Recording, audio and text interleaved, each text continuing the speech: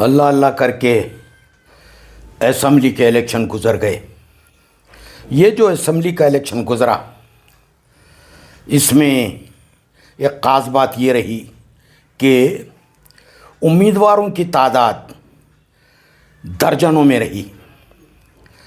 अब इलेक्शन ख़त्म हुआ असम्बली का, तो उड़ती उड़ती ख़बरें यूँ आ रही हैं कि अब म्यूनसिपल कॉरपोरेशन यानी लोकल बॉडीज़ के इलेक्शन भी पूरे महाराष्ट्र में होंगे।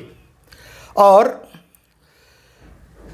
अब देखना ये है कि जब म्यूनसिपल कॉरपोरेशन का इलेक्शन का ऐलान होगा तो न जाने कितने यानी सैकड़ों उम्मीदवार मैदान में आपको नज़र आएंगे। ये कोई पक्की बात तो नहीं है कि इलेक्शन होंगे, इसलिए कि लोकल बॉडीज़ के इलेक्शन के ताल्लुक़ से एक मुकदमा, एक केस सुप्रीम कोर्ट में चल रहा है। वो है कि ओबीसी के 27% वार्ड मख्तस कर दिए गए। अब सवाल ये उठता है कि क्या म्यूनसिपल हलकों में 27% ओबीसी हैं भी या नहीं, इसकी गिनती आज तक नहीं हुई। अब सुप्रीम कोर्ट में इसी ताल्लुक़ से 22 जनवरी को हेयरिंग होने वाली है।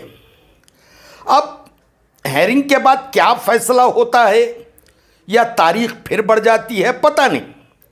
तो इलेक्शन की तारीखें भी बढ़ सकती हैं, महीनों इसमें लग सकते हैं। साथ ही साथ एक और बात भी है कि जनवरी के दूसरे से सेंसस का काम भी शुरू हो जाएगा। और जब सेंसस का काम शुरू होगा तो उसमें पता चलेगा कि म्यूनसिपल कॉरपोरेशन, म्यूनसिपलिटीज यानी लोकल बॉडीज के किसी भी हल्के में कितने लोग हैं ओबीसी के, ओबीसी के कितनी तादाद सामने आती है, यह सेंसस के बाद पता चलेगा। अब रही सेंसस की बात, उसकी कार्रवाई की बात, तो सेंसस के लिए 1 साल भी खर्च हो सकता है, 1 साल लग सकता है। तो कहीं ऐसा ना हो कि इलेक्शन महीनों और साल तक दूर चला जाए। ये अपनी जगह दुरुस्त है।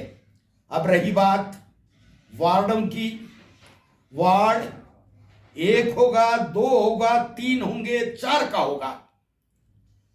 4 उम्मीदवारों का वार्ड भी हो सकता है, 3 का भी, 2 का भी, 1 भी।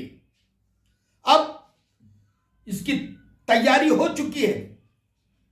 कारपोरेशन इंतजामिया के पास 1 वार्ड का भी मामला पूरा हो चुका, 2 की तैयारी भी है, 3 की भी है, 4 की भी है।